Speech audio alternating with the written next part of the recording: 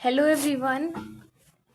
हम previous video में chapter 1 discuss कर चुके हैं जिसका नेम था the wondrous world of science, जिसमें हमने देखा साइंस की डेफिनेशन, साइंटिफिक मेथड, हम कैसे अप्लाई करते हैं अपनी डेली लिविंग में, और साइंटिस्ट भी करते हैं। और साइंस क्या एक अनएंडिंग जिक्सो पज़ल है, और उसके साथ साथ जो हर एक जो पज़ल का पीस है वो ऐड ऑन होता रहता है, ज़्यादा नॉलेज आती है, ज़्यादा क्वेश्चंस ऐड ऑन होते हैं।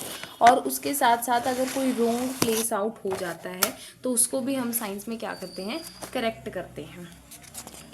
हमने स्टेप्स देखे थे। सबसे पहले हम ऑब्जर्वेशन करते हैं, फिर हमारे माइंड में क्वेश्चन आता है, हम उसका गेस करते हैं, फिर उस गेस को टेस्ट करते हैं एक्सपेरिमेंट से, और लास्ट में एनालाइज करते हैं जो हमारा क्वेश्चन था उसका एक्चुअल आंसर निकल के आया या नहीं आया। बेसिकली यही हमारी समरी है और रिवीजन है। हम पहले चैप्टर 1 को रिवाइज़ कर लेंगे, यानी हर एक वीडियो में प्रीवियस चैप्टर को 2-4 मिनट में रिवाइज़ करेंगे ताकि आपको एकदम जो प्रीवियस नॉलेज से आप नए चैप्टर को कनेक्ट कर सको। अब हम बात करते हैं chapter number 2, diversity in the living world. Living world में क्या आते हैं, जो भी हमारे बायोटिक कंपोनेंट्स होते हैं, यानी कि जो लिविंग होते हैं, जैसे एनिमल्स, प्लांट्स। एनिमल्स में ह्यूमन बींग्स पे आ जाते हैं, तो लिविंग में एनिमल, प्लांट्स या कोई भी माइक्रो ऑर्गेनिजम्स जो है इसमें इंक्लूडेड होती है। तो इसमें डाइवर्सिटी देखेंगे हम क्या क्या, यानी विविधता देखने को मिलती है। बहुत सारी विविधताएं हैं, जैसे एक छोटा प्लांट होता है, एक बड़ा प्लांट होता है, इसी तरीके से हम बात करते हैं। ठीक है, तो यहाँ पे आपको एक संस्कृत का श्लोक टाइप दिया गया है और उसका एक्सप्लेनेशन है।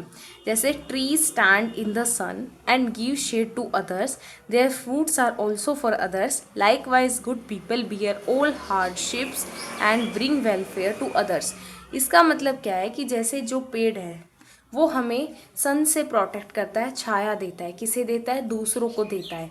पेड़ अपनी छाया खुद नहीं लेता, जो फ्रूट है वो दूसरों को देता है। इसी तरह जो अच्छे पीपल है वो हार्डशिप करते हैं, यानी मेहनत करते हैं, और दूसरों के वेलफेयर के लिए कार्य करते हैं।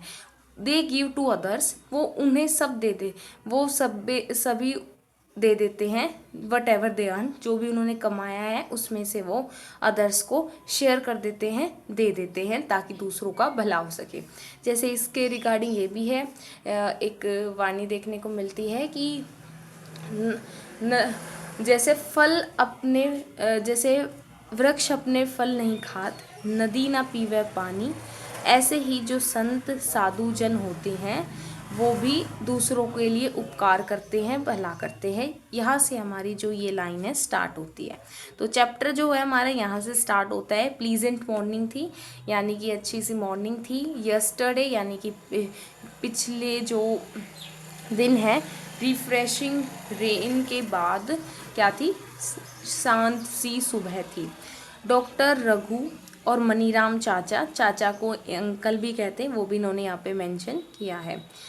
Have been invited to the school by the science teacher. Science teacher का नाम क्या है, मैडम सुलेखा है। ठीक है, तो इन्होंने क्या किया है बताइए, कि प्लीजेंट मॉर्निंग थी, रेन हो चुकी थी कल, तो डॉक्टर रघु और चाचा मनीराम चाचा को बुलाया गया है साइंस टीचर मैडम सुलेखा के द्वारा, ताकि क्या कर सके, नेचर वॉक कर सके। अब नेचर वॉक में फैसिलिटेट करना क्या होता है कि ना, हेल्प करना। ठीक है, उसमें जो भी सुविधाएं हैं वो प्रोवाइड कराना। डॉक्टर रघु क्या है, एक साइंटिस्ट है जो कि नियर बाय जो रिसर्च लेबोरेटरी है उसमें साइंटिस्ट हैं, रिसर्च करते हैं। मनीराम चाचा क्या, एक एल्डरली पर्सन है जो नियर बाय कम्युनिटी से बुलाए गए हैं। मनीराम चाचा एक्सपर्ट है, किस चीज़ में एक्सपर्ट है, मिमिक्निंग बर्ड्स, बर्ड कॉल्स, जैसे वो आवाज़ निकाल सकते हैं, जैसे डिफरेंट जो पक्षियों की आवाज़ होते हैं उसको मिमिक कर सकते हैं, जैसे कि कोए की, कोयल की, इस तरीके से। He is also brilliant at identifying a variety of plants and animals. और वो क्या है, ब्रिलियंट है, ये पहचान सकते हैं कि कौन सा प्लांट है, एनिमल है, उनकी जो वेराइटीज़ है उसको पहचान सकते हैं। Prepare them for a nature walk. Doctor Raghu ने इन्फॉर्म किया कि इस वॉक का ऑब्जेक्टिव क्या है, यानी कि कोई भी कार्य करने के प्रति उसका क्या होता है, उद्देश्य होता है। तो इस वॉक का, जो नेचर वॉक है, इसका उद्देश्य क्या है, इसका उद्देश्य है कि जो नेचर में वेराइटी ऑफ प्लांट्स और एनिमल्स हैं उनकी ब्यूटी और वैरायटी को एक्सपीरियंस करना है, यानी कि जो नेचर की खूबसूरती है और जो वैरायटी ऑफ हमें एनिमल्स और प्लांट्स देखने को मिलते हैं। अब ये तो होता नहीं है कि सिर्फ एक ही टाइप के प्लांट है हमारे आसपास, नहीं, डिफरेंट टाइप्स के प्लांट्स हैं, हर्ब है, शर्ब है, ट्रीज़ है और बहुत सारी चीज़ जो हम डिस्कस भी करेंगे। और ऐसे ही एनिमल्स में है जैसे काऊ काऊ कुछ भी एनिमल, डॉग, कैट, ये सब। स्टूडेंट्स आर एक्साइटेड थे ज्वाइन करने के लिए, क्यूरियस भी थे इंटरेक्ट करने के लिए और उनसे सीखने के लिए, क्योंकि साइंटिस्ट से सीखना कौन नहीं चाहेगा, सब चाहते हैं। जो टीचर ने एडवाइस किया था स्टूडेंट क्या कैरी करें, नोटबुक कैरी करें, पेन और वाटर बॉटल, ठीक है, ताकि जो कुछ भी उन्हें यूनिक चीज़ लगे वो उन्हें नोट डाउन कर सके। जैसे जैसे वो वॉक कर रहे थे उन्होंने प्लांट्स और एनिमल्स को अपने आसपास एक्सप्लोर करना स्टार्ट किया। डॉक्टर रघु ने एडवाइस किया कि स्टूडेंट्स को वेराइटी ऑफ स्मेल्स भी पार्क में नोटिस करनी है। स्मेल्स कैसे होगी ऑब्जर्व, जैसे कि डिफरेंट टाइप्स ऑफ फ्लावर्स होंगे तो वहाँ से क्या आएंगे, डिफरेंट वेराइटीज़ ऑफ स्मेल भी देखने को मिलेंगे। और एम्फेसाइज किया कि सारे लिविंग क्रिएचर को क्या करो, रिस्पेक्ट करो। रिस्पेक्ट करना एनिमल्स को बहुत ज़रूरी है। ये नहीं कि आप बेफिजल में एनिमल्स को टीज़ कर रहे हो, परेशान कर रहे हो, डेट्स नॉट फेयर।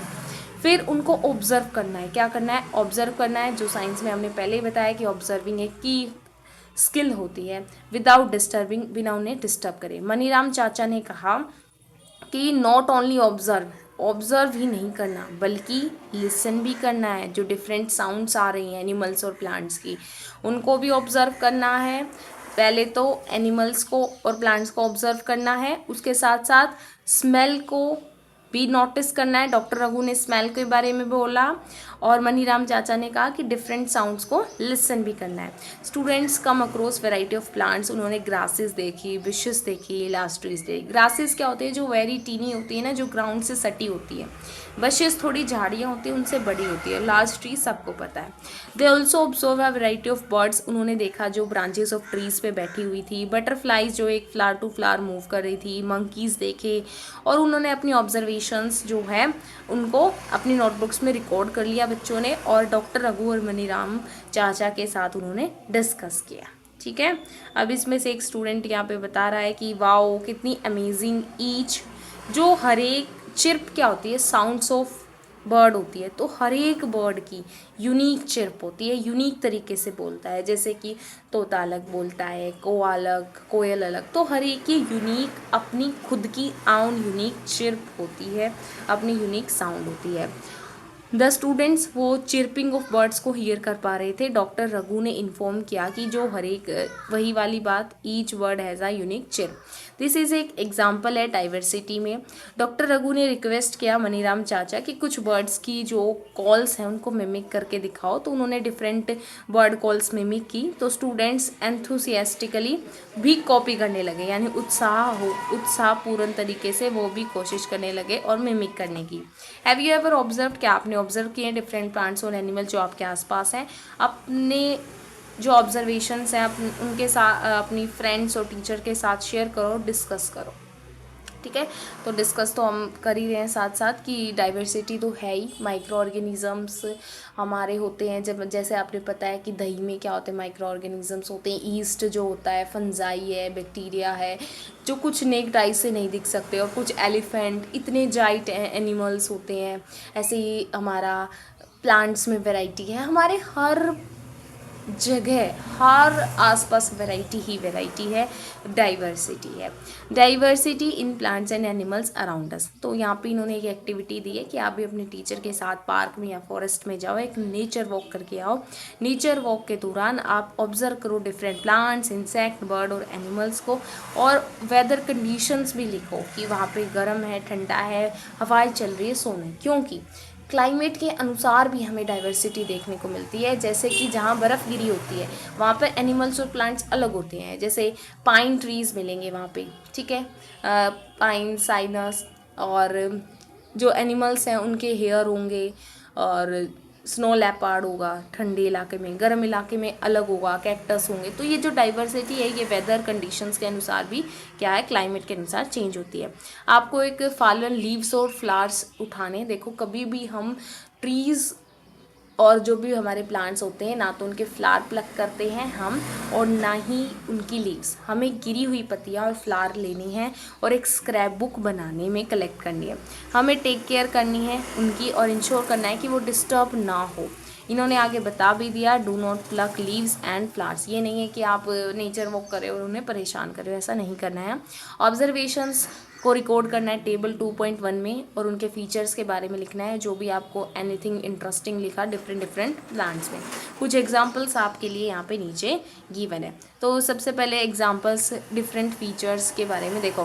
पहले तो इन्होंने ग्रास बता रखा है, कितनी वेराइटी, ये 3 चीज़ दिखा रखी है ऐसे पिक्चर के लिए, क्योंकि फिर इनका नीचे डिस्क्रिप्शन दे रखा है इन्होंने। ये ग्रास है, ये तुलसी है, जिसे होली बेसिल भी बोलते हैं, ठीक है। होली जैसे पवित्र और बेसिल इसका नाम हो गया। और ये नेक्स्ट, ये फ्लावर किसका है, हिबिस्कस, जिसे हम गुड हेल्थ बोलते हैं। तो आपको ऐसे ऑब्जर्वेशन लिख के लिखनी है, इस टेबल को है कंप्लीट करना है। पहले आपको लिखना है local name of plant, plant का लोकल नेम कैसा है। जैसे कॉमन ग्रास, जो भी हम गार्डन ग्रास भी बोलते हैं, कॉमन ग्रास बोलते हैं, तो इसकी स्टेम कैसी है, सॉफ्ट और थिन होती है, प्रेस भी हो जाती है। फिर इनकी लीव्स की अरेंजमेंट क्या थी, एक सिंगल लीफ है जो अल्टरनेटिवली जैसे ऐसे ग्रोन होता है। अल्टरनेटिवली क्या होता है कि एक यहाँ से, देखो यहाँ पे बताती हूँ मैं ड्रॉ करके।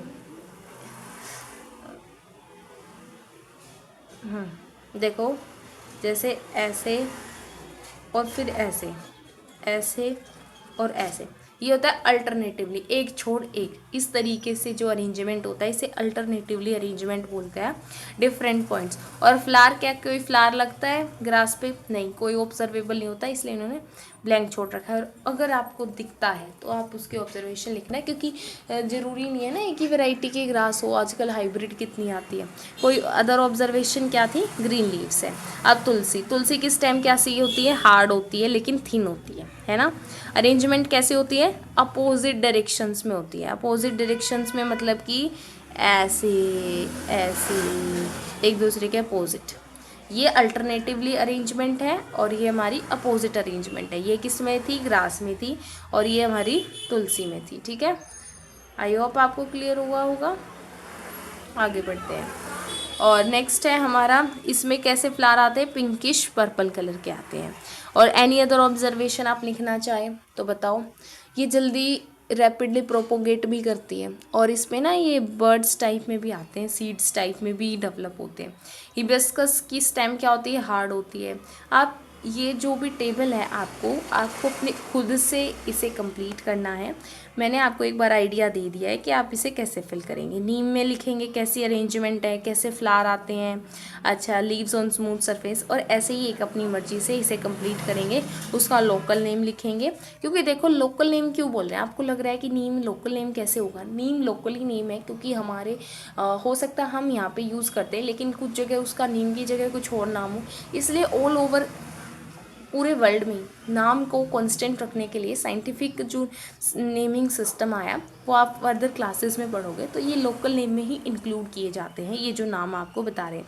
तो ये टेबल आपको कंप्लीट करनी है with the help of your friends, और आपकी खुद की ऑब्जर्वेशन मेन होनी चाहिए। वेदर सही है या गलत वो एक सेकेंड पॉइंट है, आपको अटेम्प्ट ज़रूर करना है, ठीक है। आगे बढ़ते हैं।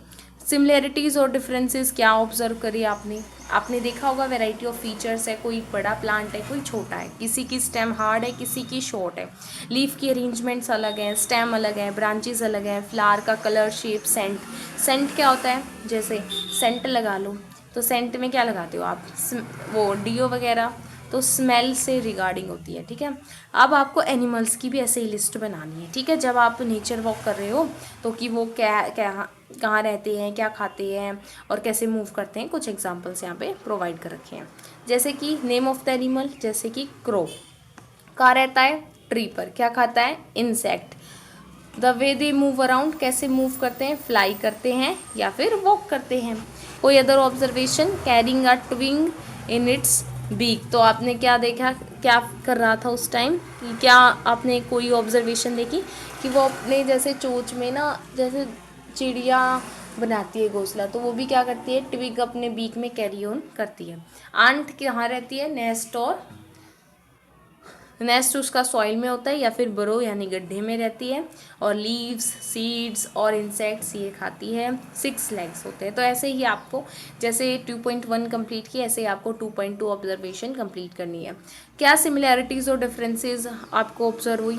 जाहिर सी बात है, कुछ लैंड पे रहते हैं एनिमल्स, कुछ ट्रीज़ में रहते हैं, बर्ड्स ट्रीज़ पे रहते हैं, फिश वाटर में रहती है, फ्रॉग्स दोनों पे रह सकते हैं, ठीक है, लैंड पे भी वाटर पे भी। एनिमल्स कंज्यूम करते हैं डाइवर्स रेंज ऑफ फूड और वेराइटी ऑफ मूवमेंट शो करते हैं, जैसे कोई फ्लाई करता है, कोई वॉक करता है, कोई रन करता है, कोई क्रॉल करता है, ठीक है। इस तरीके से आपको जो भी स्केच करने हैं प्लांट्स और एनिमल्स जो भी आपने ऑब्जर्व किए, स्क्रैप बुक में लीव्स, फ्लावर्स लेके आने हैं, और एनिमल्स के लिए आप फेदर कलेक्ट करेंगे और फिर आप उनकी डिटेल्स भी करेंगे। तो ये आपको कहाँ ये दे रखा है। नेक्स्ट है, जब आप ट्रैवल करते हो, स्कूल से आते हो और जाते हो, ऑब्जर्व करना अपनी सराउंडिंग और वेराइटीज़ जो भी आप एनिमल्स और प्लांट्स के देखोगे, उसमें क्या करना है, नेम ऑफ एनी प्लांट और जो आपने लिस्ट आउट नहीं किया उसको भी आप ऐड कर सकते हैं। अब अप्रिशिएट करते हैं। अप्रिशिएशन भी क्या एक स्किल होनी चाहिए जो बहुत इम्पोर्टेंट है। नेचर ने हमें इतना सब किया, जब हम उसके प्रति क्या नहीं रहेंगे, धन्यवाद नहीं करेंगे या ग्रेटिट्यूड नहीं रखेंगे, तो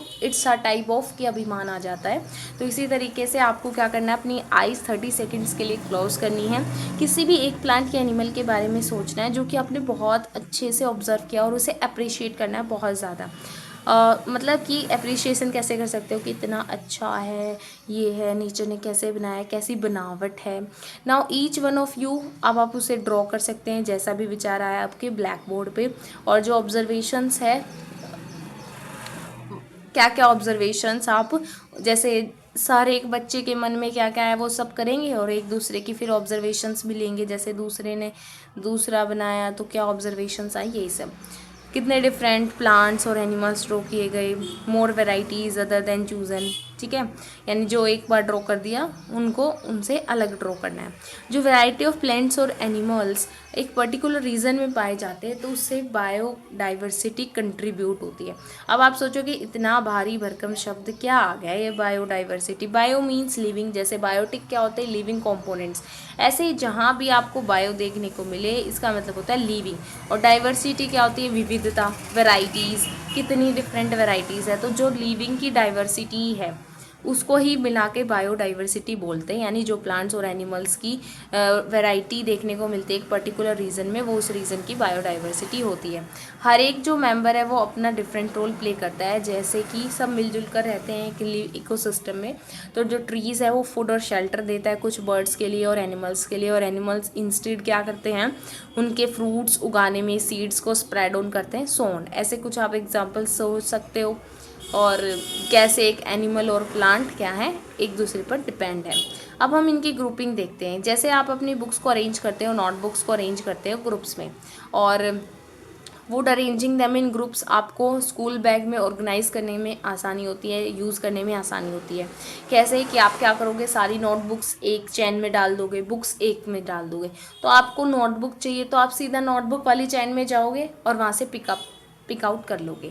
तो ऐसे ही जो ग्रुपिंग है वो बहुत इंपॉर्टेंट होती है, उससे जो हमारी स्टडी है वो इजी हो जाती है। तो अब हम वर्ल्ड के अराउंड देखेंगे और इनके डिफरेंट फीचर्स जो हमने पढ़े थे उनको ग्रुप करने की कोशिश करेंगे, उनकी सिमिलैरिटीज़ और डिफरेंसेस। सिमिलैरिटीज़ क्या होती है कि उन सब में क्या क्या सिमिलैरिटीज़, क्या क्या समानताएं हैं और क्या क्या डिफरेंसेस हैं। अब आपको क्या करना है, एक एक्टिविटी दी गई है ग्रुप में करनी है कि आपको प्लांट्स और एनिमल्स की पिक्चर्स कलेक्ट करनी है, ओल्ड मैगजीन्स, इन सब चीज़ों से, और क्लास को 5-6 बच्चों के ग्रुप बना लेना है, और कार्ड्स प्रिपेयर जो किए हैं उनको करना है, और फिर जो कार्ड दिखाएंगे रिकॉल करना है फीचर्स, और ग्रुप करेंगे कि उनके कॉमन फीचर्स के हिसाब से, ठीक है, कि ये सब ऐसे हैं, ये सब ऐसे हैं। तो ये थोड़ा ग्रुपिंग का आइडिया दिया गया है आप सबको।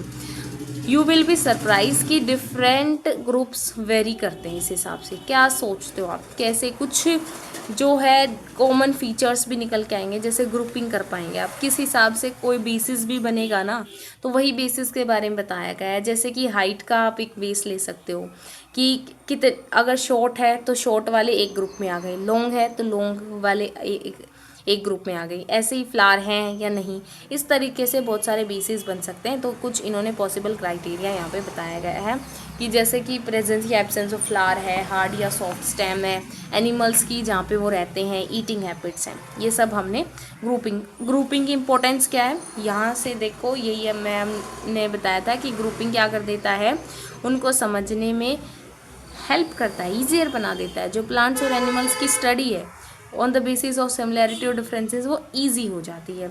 और आप जो ग्रुपिंग का इम्पोर्टेंस है वो मटेरियल अराउंड अस में आगे जाके पढ़ोगे भी। आप कैसे ग्रुप करें, ग्रुप करना है तो आपने नोटिस की वेरिएशंस हैं, स्टेम, लीफ, फ्लावर, मोर्मिंग, तो आप उनकी थिकनेस इन सब के हिसाब से क्या कर सकते हो, आप उन्हें ग्रुपिंग कर सकते हो। जैसे हमने बताया है कि हर्ब, शर्ब, ट्रीज़ इस हिसाब से हाइट के अनुसार कर दिए, स्टेम के हिसाब से कर दिए, इसी तरीके से।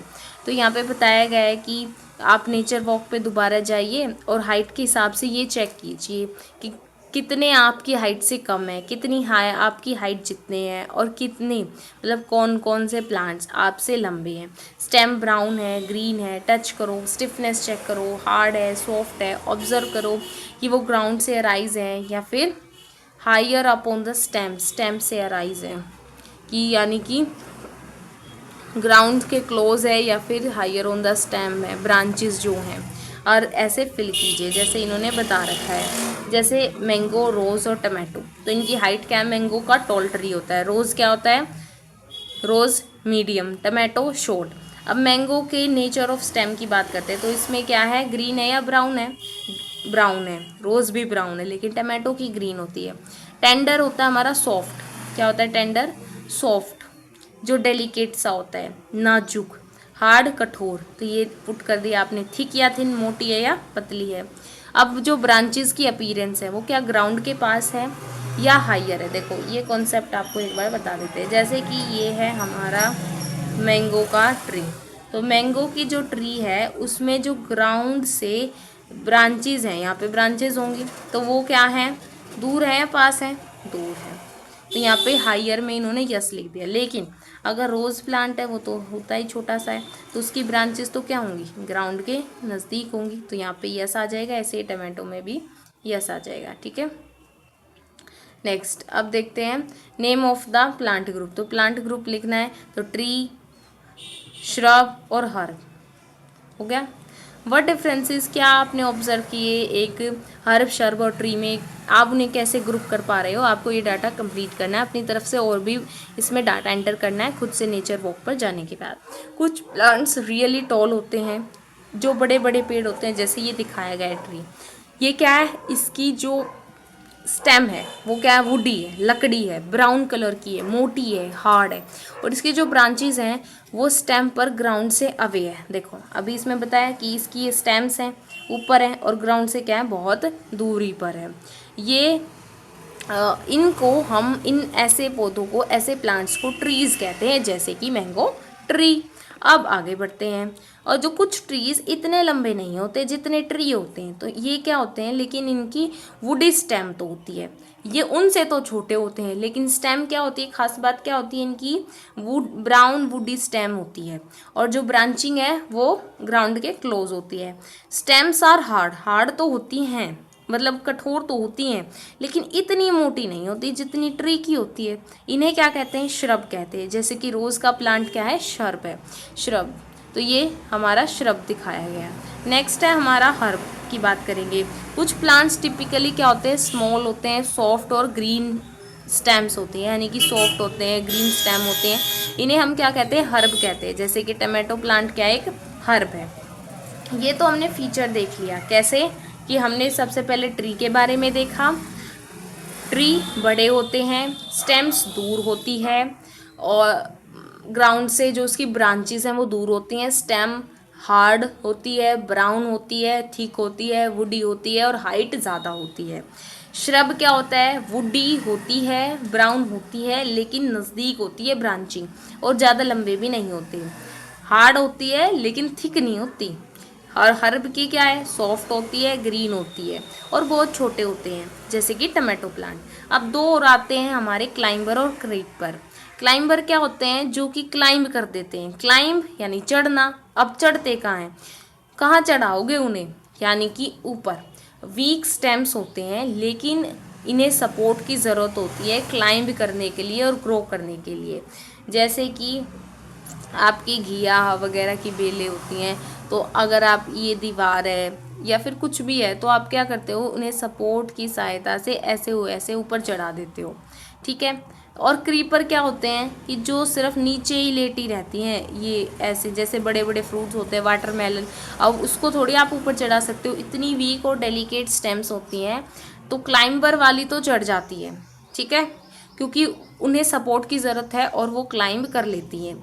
लेकिन क्रीपर्स क्या होती हैं, जो क्रीप यानी कि ग्राउंड के अलोंग रेंगती है, क्रीप ऐसी तरीके से होती है, ऐसे ऐसे ऐसे ऐसे ग्राउंड पे ही फैली रहती हैं। तो ये होता है क्लाइंबर और क्रीपर। अब आपको एक एक्टिविटी परफॉर्म करनी है। इन्होंने कहा है कि आपको ऑब्जर्व करना है लीव्स के बारे में, और जो उनकी थिन लाइंस है उसको ऑब्जर्व करना है। इन्हें वेन्स कहते हैं। जैसे आपको पता है कि हमारी ह्यूमन बॉडी में भी वेन्स होती हैं, arteries, veins, do you remember? अगर नहीं आ रहा याद तो आपको अगली जो फर्दर क्लासेस हैं या इसी में बताया जाएगा।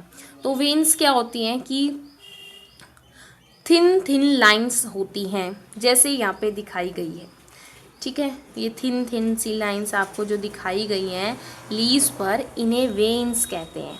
और इसकी जो अरेंजमेंट है उसे वेनिशन कहते हैं। तो ये डेफिनेशंस थोड़ी सी इंपॉर्टेंट है, मतलब आपको ध्यान रखना चाहिए कि वेन्स और वेनिशन में क्या फ़र्क है। वेन्स तो होती हैं जो थिन लाइंस होती हैं, और पैटर्न जो होता है वेन्स का उसे वेनिशन बोलते हैं। अब डिफरेंस देखते हैं। जैसे कि आपने ऑब्जर्व की 3 लीव्स ली, ग्रास की, बनाना की और हिबिस्कस की। तो कुछ लीव्स में तो आप ऑब्जर्व करोगे एक नेट लाइक पैटर्न बना होगा, थिक मिडल लैमिला होगा, बीच में एक थिक सा मोटा सा होगा जो उसको डिवाइड कर रहा होगा, और रेटिकुलेट वेनिशन होगा। जैसे कि जो हिबिस्कस लीव्स हैं वो भी रेटिकुलेट वेनिशन कर रही हैं, और इसमें क्या होगा, कईयों में पैरेलल वेनिशन होगा। अब आपको डिफरेंस बताते हैं होता क्या है। नेट लाइक स्ट्रक्चर कैसे बनता है, जैसे कि ये हो गई हमारी लीव है, इसमें आप जेल टाइम, एक तो ये होगा मोटा सा इसका पार्टीशन करने वाला, फिर इसमें ऐसे ऐसे ऐसे इससे फर्दर होता जाएगा, तो जो जाल लाइक नेटवर्क लाइक स्ट्रक्चर होता है उसे बोलते हैं रेटिकुलेट। और पैरेलल में क्या होता है कि जो ये वेन्स है ना ये पैरेलली चलती हैं, जैसे ये लीव है तो ऐसे ऐसे ऐसे आप इन्हें ऑब्जर्व करेंगे तो और आप अच्छे से ऑब्जर्व कर पाएंगे कि रेटिकुलेट वेनिशन और पैरेलल वेनिशन में क्या होता है। जैसे बनाना लीफ है, इसमें भी क्या है, पैरेलल वेनिशन है। देखो इसमें कोई जाल बन रहा है नहीं, देखो बिल्कुल पैरेलल तरीके से, देखो ऐसे ऐसे ऐसे, इसमें ऐसे पैरेलल है और इसमें ऐसे पैरेलल है। और इसमें क्या है, ये जाल बन रहा है, कोई यहाँ से निकल रहा है, कोई यहाँ से, कोई यहाँ से, कोई यहाँ से, जाल टाइप बना हुआ है। तो ये है रेटिकुलेट वेनिशन, ये है पैरेलल वेनिशन, दोनों में यही बताया गया है। वेन्स की अरेंजमेंट के अनुसार वेनिशन हो गया। अब आप इन्हें भी इन लीव्स के हिसाब से ग्रुपिंग कर सकते हो। हाँ जी कर सकते हैं कि जिन प्लांट्स की या जिन ट्रीज़ की रेटिकुलेट वेनिशन है तो वो अलग ग्रुप हो जाएगा, पैरेलल वेनिशन है तो अलग ग्रुप हो जाएगा। आपको ओपन एरिया में जाना है और आप स्मॉल हर्ब्स भी ले सकते हो इस एक्सरसाइज के लिए। खुरपी लेनी है, ट्रॉवल जिसे बोलते हैं। खुरपी कैसी होती है इन्होंने दिखाई नहीं। एक ऐसा टूलिंग इंस्ट्रूमेंट होता है जिससे हम मिट्टी को खोदते हैं, डिग करना है केयरफुली, और एक डिफरेंट हर्ब्स उसकी रूट को डैमेज किए बिना उसे डिग आउट करना है। टू डू दिस आपको गिल्ली करनी पड़ेगी मिट्टी और लूज़ करनी पड़ेगी। आपको रूट्स वॉश करनी है पानी के साथ और ऑब्जर्व करना है। जब आप ऑब्जर्व करोगे मेक श्योर कि जो हर्ब है उसको रीप्लांट जरूर कर दें। और क्या सिमिलैरिटीज़ और डिफरेंसेस है रूट कलेक्ट किए गए तो ये आपको बताते हैं। जैसे हमने अब लीव्स में वैरायटी देखी तो ऐसे ही हमें देखने को मिलती है डाइवर्सिटी रूट्स के में।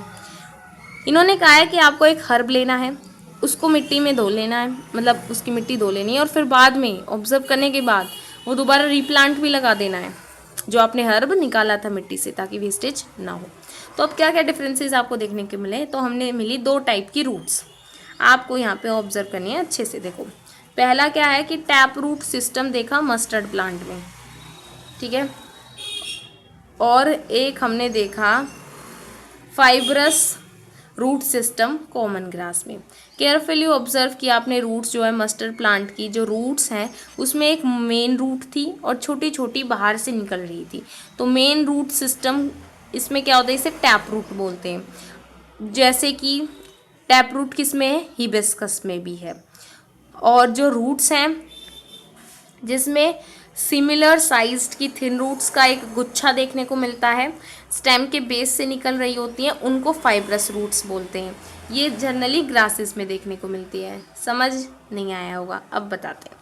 देखो कुछ में होती है एक मोटी सी शाखा होती है, हुई मोटी सी, फिर इसमें से ऐसे ऐसे ऐसे ऐसे छोटी छोटी निकल रही होती है, ये तो होती है टैप रूट।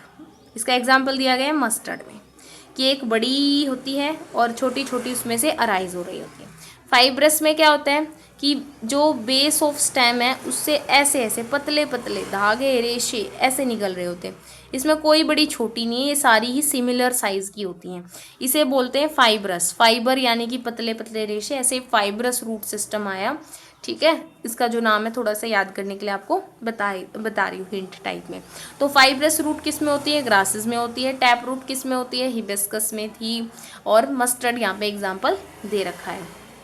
आगे बढ़ते हैं। तो आपको कोई रिलेशन समझ आया, यहाँ तक तो आ जाना चाहिए था, नहीं आया तो अभी हम समझा देंगे, क्या दिक्कत हो गई। तो इनमें रिलेशन होता है, जो लीफ का आप बिना उस हर्ब को पुल आउट करे आप गेस कर सकते हो। गेस तो होता है गेस, लेकिन आप बता सकते हैं बिना रूट के पुल आउट करे कि उसमें कौन सा रूट सिस्टम होगा। कैसे, बाय ऑब्जर्विंग द लीव्स। बिल्कुल सही सुना, क्योंकि जो लीव्स का वेनेशन है और जो रूट्स हैं उनमें इंटरकनेक्शन है, यानी वो हमेशा पेयर में ही ऑब्जर्व होते हैं। कैसे, आगे देखते हैं। तो यहाँ पे देखो 5 कॉमन प्लांट्स आपको नर्सरी से, स्कूल की नर्सरी से लेना है। एग्जाम्पल आपने ये ले लिए हैं, तो प्लांटिंग दैम से पहले आपको उनकी लीव्स और रूट्स को ऑब्जर्व करना और इनकी ऑब्जर्वेशंस यहाँ पे आपने लिखनी है। तो देखो इन्होंने लेमन ग्रास बताया। लेमन ग्रास में क्या है, पैरेलल वेनेशन है, और तो उसमें क्या है, कौन सी रूट्स हैं, फाइब्रस रूट है। क्या आपने कोई रिलेशन समझ आया। तो जो सदाबहार प्लांट है उसकी टैप रूट है और रेटिकुलेट वेनेशन है। क्या सारे प्लांट्स जिनका रेटिकुलेट वेनेशन होता है टैप रूट्स होते हैं, जबकि लेमन ग्रास में क्या था, पैरेलल वेनेशन है तो फाइब्रस रूट है। तो जर्नली यहाँ पे जर्नली शब्द कहा गया है, यानी कि एक आध एक्सेप्शन हो सकती है, लेकिन जो हमने रूल बनाना है साइंस से, तो उसके अकॉर्डिंग क्या कहना है कि अगर रेटिकुलेट वेनेशन होगा तो टैप रूट मिलेगी, पैरेलल वेनेशन होगा तो फाइब्रस रूट मिलेगी। अब कंफ्यूज हो जाओगे, इतना सब याद कैसे रख पाओगे। उसके लिए है थोड़ी सी ट्रिक क्या, थोड़ा सा लॉजिक ये है। देखो ये क्या है, पैरेलल वेनेशन। पैरेलल वेनेशन में क्या होता है, सब का साइज सेम है, थिकनेस विकनेस सब सेम है। और कैसे होती है thickness weakness same, fibrous root.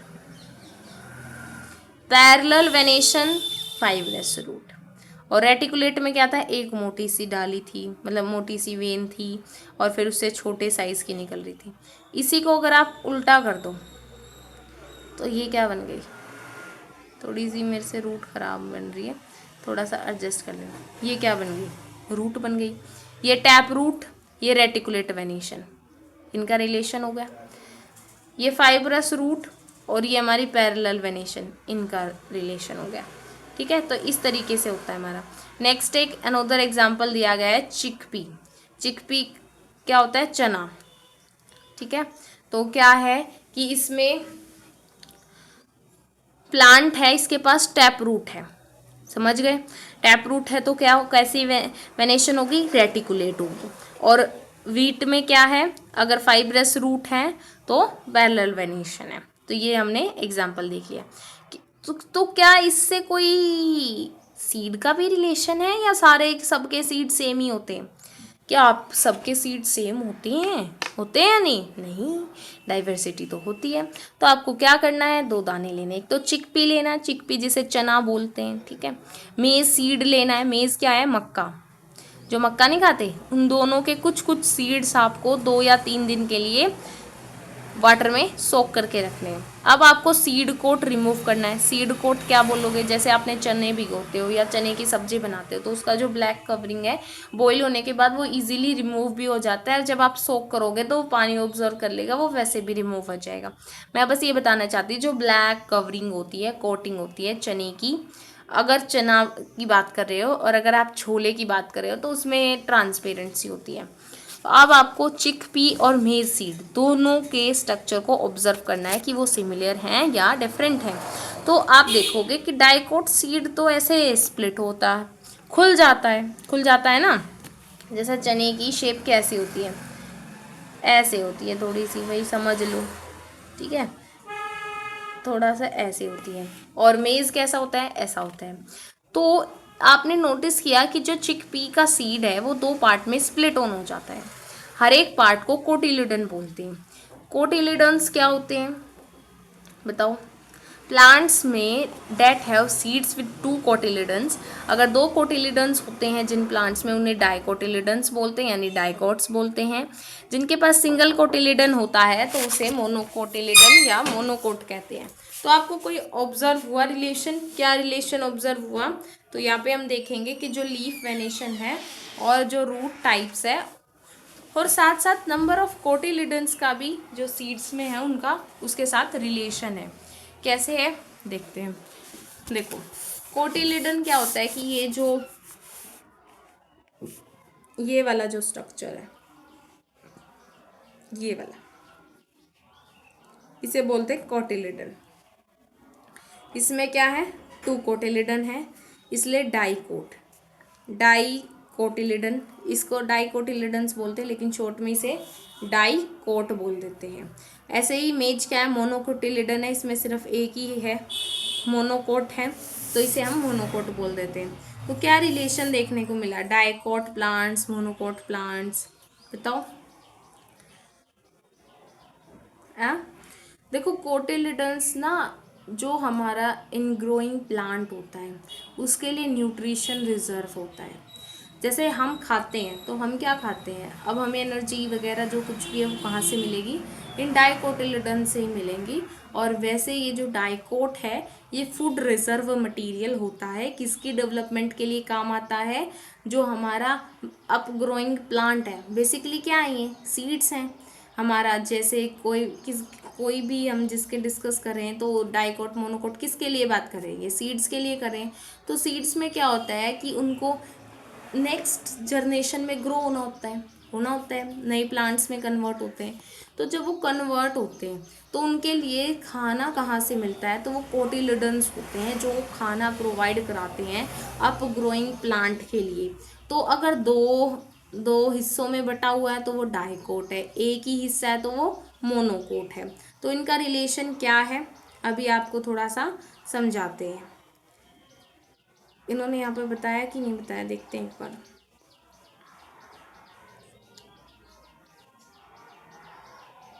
नहीं बता रखा, हम बताते हैं। यहाँ से एक अच्छा सा रिलेशन समझ आएगा। यहीं पे बता रखा है शॉर्ट में, मैं सोची लॉन्ग में हुआ। देखो क्या ऑब्जर्व हुआ कि जो डाइकोट प्लांट है, यानी कि जो डाइकोट प्लांट्स है जिनके पास दो कोटिलिडन्स हैं, उनके पास होगा रेटिकुलेट वेनिशन, यानी नेटवर्क लाइक स्ट्रक्चर, जिसमें एक मोटी वेन होगी, साइड से छोटी छोटी स्प्रेड आउट होगी। और कौन सा सिस्टम होगा रूट का, टैप रूट सिस्टम। एक मोटी सी टैप रूट होगी, उसके साइड में छोटी छोटी ब्रांचेस हो रही होगी। और मोनोकोट में क्या होगा, पैरेलल वेनिशन होगा, सारी पैरेलली हो रही होंगी, और फाइब्रस रूट सिस्टम होगा, यानी कि छोटी छोटी जो सिमिलर साइज की जो रूट्स हैं वो अराइज हो रही होगी from the base of the stem.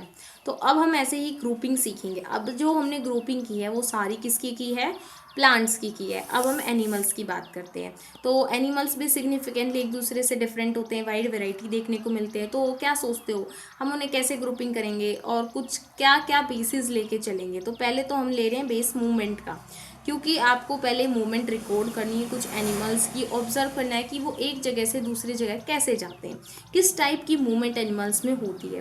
तो जैसे इसमें एक पोस्टर बताया गया है वैरायटी ऑफ, और उसमें बॉडी पार्ट्स भी किस बॉडी पार्ट्स का यूज़ करते हैं एनिमल्स मूवमेंट के लिए, वो भी आपको यहाँ पे शो करी गई है। तो जैसे कि आप देखो मूवमेंट कैसे होती है कि ये सारे आपको छोटे छोटे टीनी टीनी करके भी आपको जूम करके दिखाए गए हैं। तो नोट करो कि वे कैसे एनिमल्स मूव करते हैं, कौन से बॉडी पार्ट का यूज़ करते हैं मूवमेंट के लिए। जैसे जैसे यहाँ पे ये है फ्रॉग है, फ्रॉग कैसे जंप करता है, अपने कैसे करता है मूवमेंट, किस टाइप की मूवमेंट करता है, जंपिंग करता है। क्या उसे उड़ते देखा फ्रॉग को? नहीं। बटरफ्लाई क्या करती है? फ्लाई करती है। स्नेक क्या करता है? रेंगता है। इसी तरीके से सबकी डिफरेंट डिफरेंट मूवमेंट होती है। तो यहाँ पे इन्होंने बता रखा है और कौन सा बॉडी पार्ट मूवमेंट के लिए यूज़ होता है वो भी यहाँ पे बताया गया है। जैसे आंट, आंट क्या करती है? आंट तो वॉक ही करती है। यहाँ पे आपके लिए ब्लैंक छोड़ा, आपको फिलअप करना है। गोट क्या करती है? वॉक भी कर सकती है और जंप भी कर सकती है। किसकी हेल्प से? लेग्स की। पीजन, पीजन क्या होता है? फ्लाई करता है, कबूतर फ्लाई कर सकता है और वॉक करता है, लेग और विंग्स। वॉक करेगा तो लेग्स का यूज़ करेगा, फ्लाई करेगा तो विंग्स का। हाउस फ्लाई भी ऐसे ही दोनों चीज़ होती हैं। फिश के बाद क्या होता है? फिन्स, किस टाइप की मूवमेंट? स्विम करती है, ठीक है। और भी एनी अदर आपको ऐसे फिल करनी। तो आप क्या कंक्लूजन कर सकते हो कि एनिमल्स की मूवमेंट के हिसाब से क्या है? डिफरेंट डिफरेंट डाइवर्सिटी है। जैसे एनिमल्स क्या कर सकते हैं? फ्लाई कर सकते हैं, रन कर सकते हैं, क्रोल यानी रेंग सकते हैं जैसे स्नेक, वॉक कर सकते हैं, होप कूद सकते हैं और जंप कर सकते हैं और so on. Different body parts use करते हैं जैसे उड़ने के लिए विंग्स, रन करने के लिए लेग्स, वॉक करने के लिए, ऐसे ही डिफरेंट बॉडी पार्ट्स यूज़ करते हैं मूवमेंट के लिए। हमने आइडेंटिफाई किया एनिमल्स उनकी मूवमेंट के हिसाब से और बॉडी पार्ट्स जिसका वो मूवमेंट के लिए यूज़ करते हैं। हम उनकी ग्रुपिंग कैसे करेंगे हैं? इसके हिसाब से हम कैसे बेस्ड ऑन देयर मूवमेंट हम कैसे ग्रुप करेंगे वो थोड़ा आप बता देना, कैसे ग्रुप करोगे। एडिशनली हम shape, size, structure, colour, other feature के हिसाब से भी उनको क्या कर सकते हैं? कैटेगराइज यानी ग्रुपिंग कर सकते हैं। कुछ फीचर्स जो होते हैं ऑल्सो भी use to group animals in various ways. तो सम ऑफ द फीचर्स हैं और भी हैं ऐसे ही फीचर्स। प्लांट्स की तरह एनिमल की ग्रुपिंग भी इम्पोर्टेंट है डाइवर्सिटी को समझने के लिए। सबसे यहाँ फिर आ गया है साइंटिस्ट के बारे में जानो। जानकी अम्मल, जानकी अम्मल क्या है? एक इंडियन बोटेनिस्ट है। अब बोटेनिस्ट आप समझ जाओगे भाई ये बोटेनिस्ट क्या है, आप नहीं समझ पा रहे, आपको अब बताते हैं हम। बोटेनिस्ट क्या होता है? एक होता है बायो, पहले तो आपको साइंस पता है कि साइंस क्या है, फिर साइंस में फर्दर डिविजन्स हो जाती हैं, फिजिक्स, केमिस्ट्री, बायोलॉजी। फिर बायोलॉजी के भी दो हो जाते हैं फर्दर डिवीज़न। तो उसमें क्या होता है? एक तो होता है बॉटनी और एक होती है जूलॉजी। बॉटनी तो होती है प्लांट्स की स्टडी, जो करता है उसे बॉटनिस्ट बोलते हैं। जू, जू से याद करो, जू जू जू जो होता है दिल्ली का जू, ऐसे ही। तो वो है, उसमें कौन रहते हैं? एनिमल रहते हैं, प्लांट एनिमल। तो जूलॉजिस्ट क्या होते हैं? जो एनिमल्स की स्टडी करते हैं। इन्होंने इन्वायरमेंट वर्क करा, क्या करा? इन्वायरमेंट वर्क करा और हेल्प टू डॉक्यूमेंट करने में और जो इंडिया की बायोडाइवर्सिटी को प्रिजर्व करने के लिए।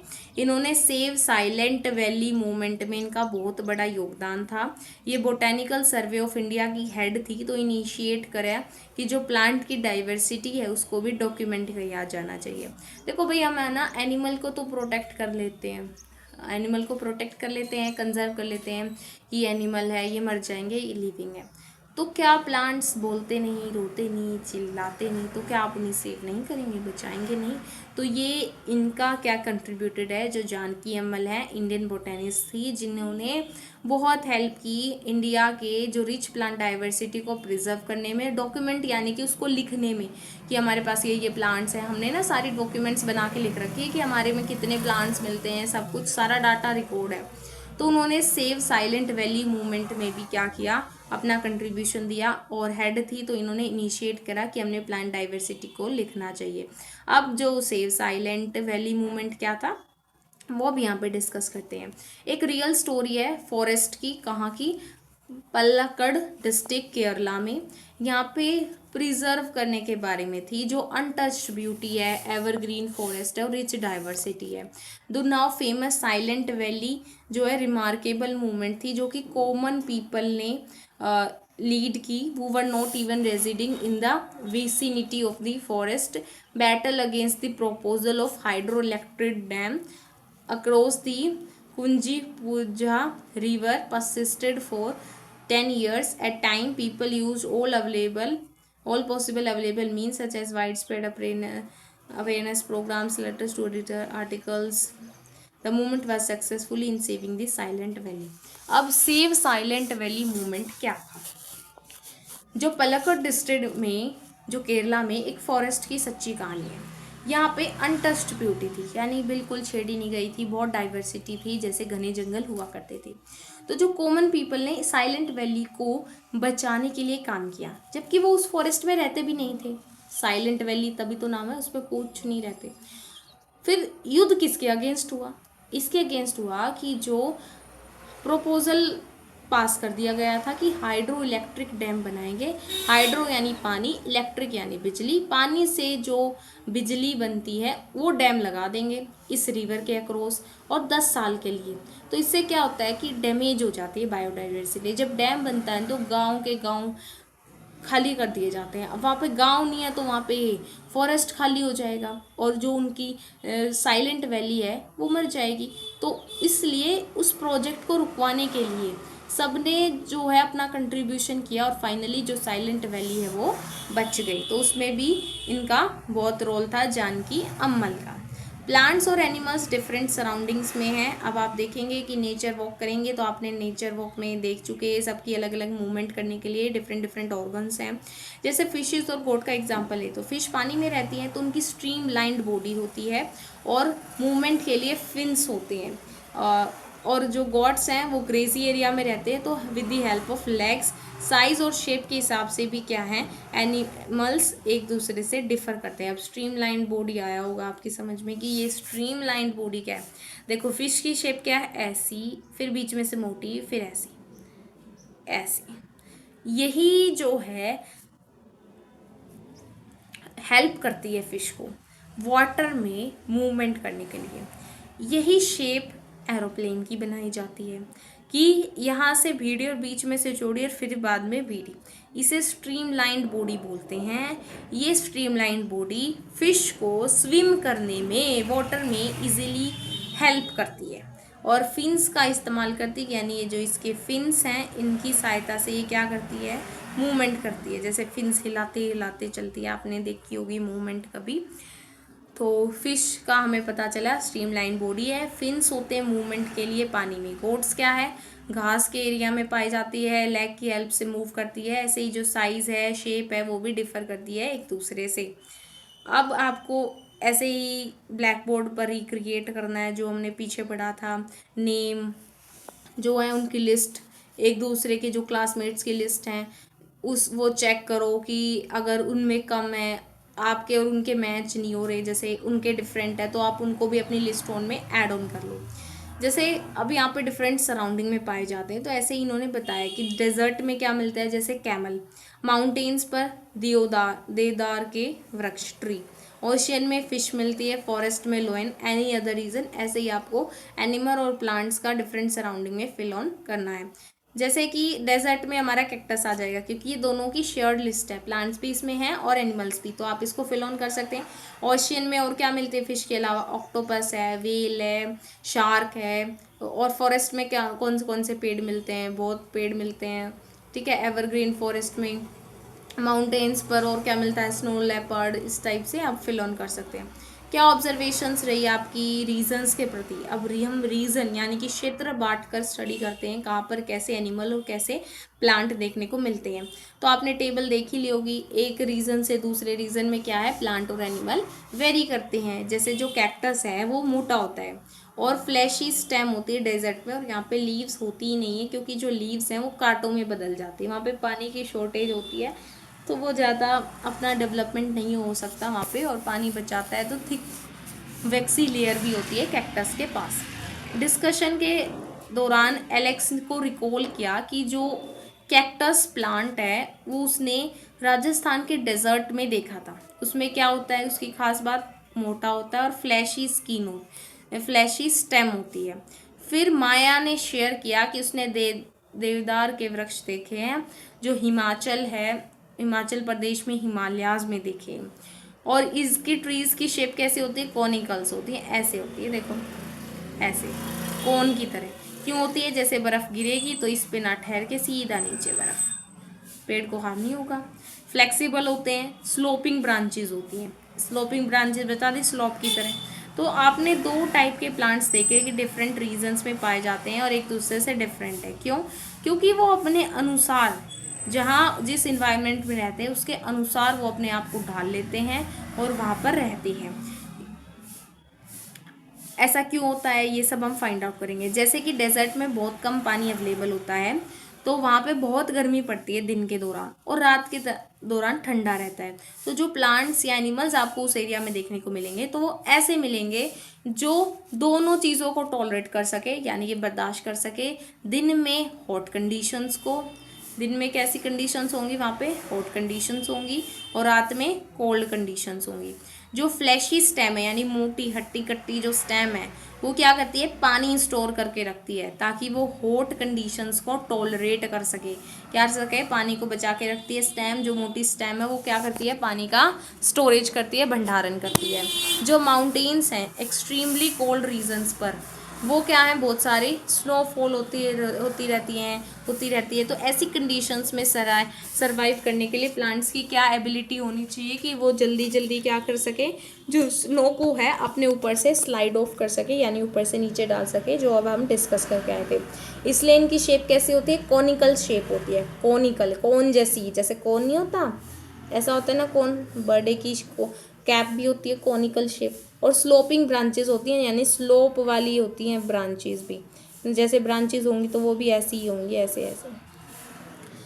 जैसे देवदार, देवदार ट्रीज, देवदार बोलते हैं हिंदी में, इसलिए मेरी मुंह से जल्दी मोस्टली देवदार निकल रहा है। देवदार लिखा हुआ है इंग्लिश में। तो आप अब समझ पाए होंगे जो डाइवर्सिटी है वो भी रीजन टू रीजन वेरी करती है, क्योंकि डाइवर्स कंडीशंस हैं।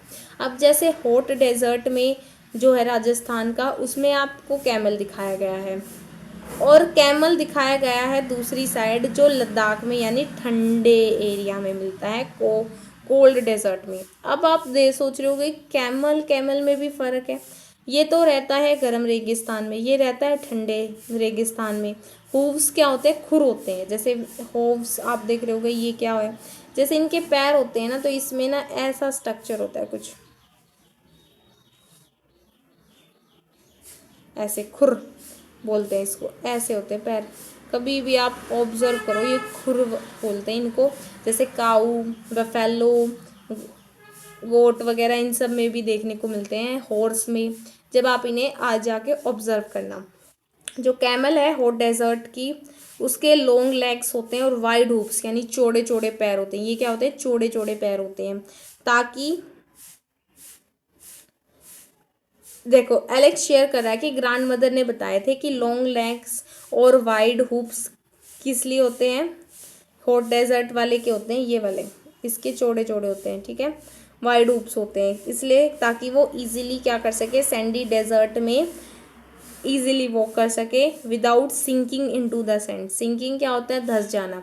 जैसे अगर चौड़ा पैर होगा तो उससे क्या होगा? धंसने के चांसेस कम हो जाते हैं, जो प्रेशर है वो बढ़ जाता है।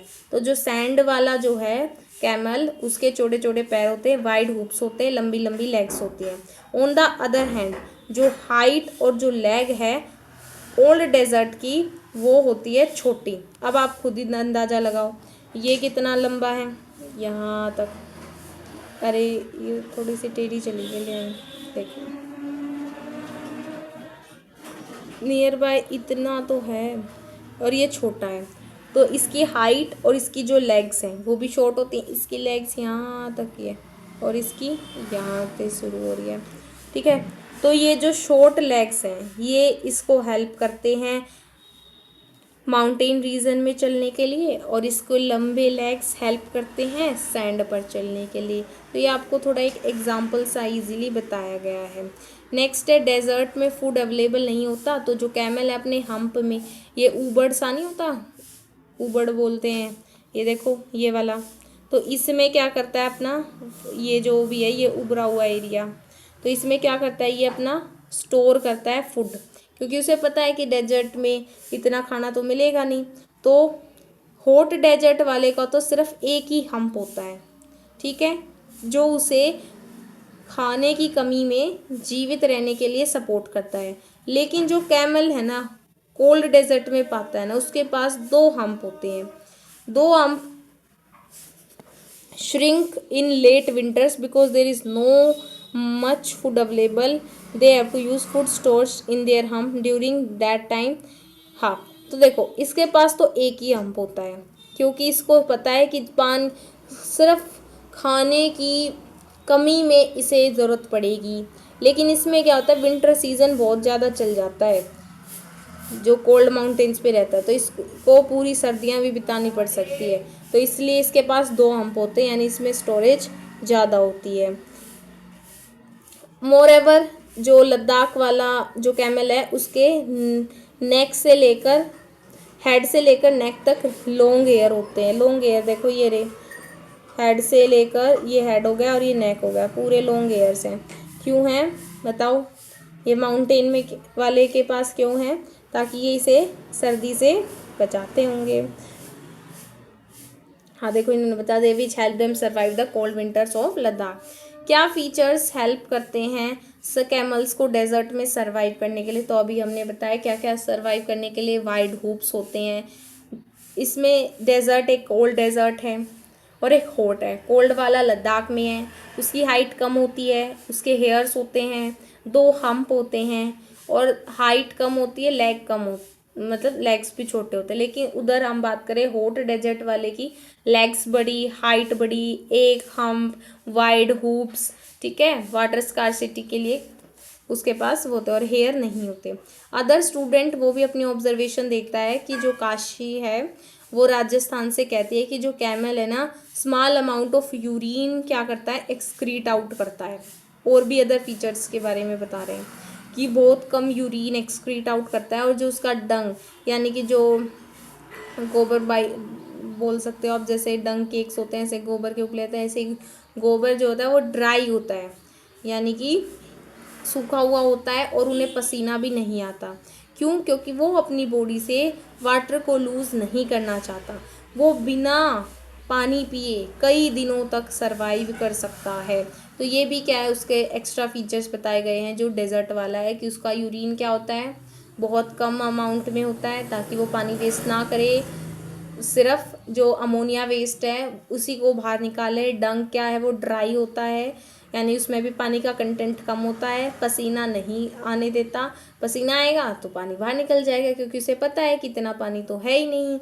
तो फिर वो ड्रिंकिंग के बिना इसी प्रकार मैकेनिज़्म से बिना ड्रिंकिंग के कई दिन गुजार सकता है। नेक्स्ट है माया टॉक करती है seeing plants with beautiful bright flowers. Beautiful bright flowers के बारे में बात करते हैं, जिसे रोडोडेंड्रॉन्स बोलते हैं। रोडोडेंड्रोन्स कहाँ हैं? शोला फॉरेस्ट है नीलगिरीज के।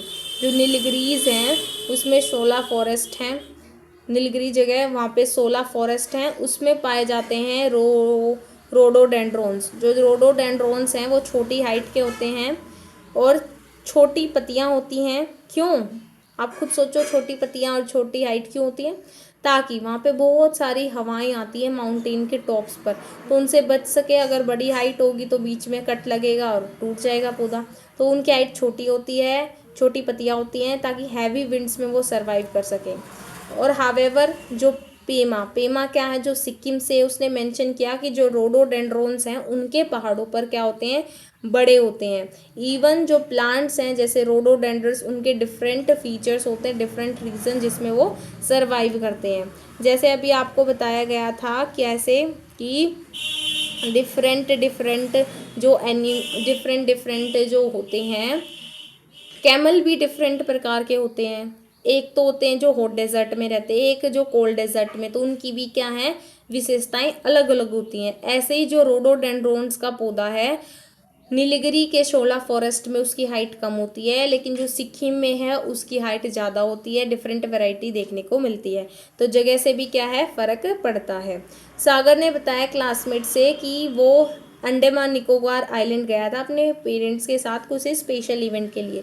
तो वहाँ पे बहुत बड़ी बड़ी व्हेल्स देखी और कलरफुल फिश देखी ओशियन में। उसके फादर ने एक्सप्लेन किया कि स्ट्रीमलाइन जो बॉडी है वो स्विम करने में हेल्प करती है। अभी हमने बताया था कि कैसे स्ट्रीमलाइन बॉडी हेल्प करती है, बताया था ना कि स्ट्रीमलाइन बॉडी से क्या होता है, प्रेशर मतलब इजीली स्विम कर पाते हैं कि बॉडी में इजीली फास्ट तरीके से, क्यों उनकी पहले कम होती है फिर ज़्यादा फिर कम, इस टाइप से। वी हैव लर्न, हमने देखा प्लांट्स और एनिमल्स पर्टिकुलर रीजन में रहते हैं तो उनके स्पेशल फीचर्स होते हैं जिस तरीके से वो जहाँ पे रहते हैं वहाँ पे सर्वाइव कर सके, फिट हो सके। ये जो स्पेशल फीचर्स हैं उनको उन एरिया में पर्टिकुलर रीजन में रहने में सहायता करते हैं, इन्हें एडेप्टेशंस कहते हैं। तो ये एडेप्टेशंस की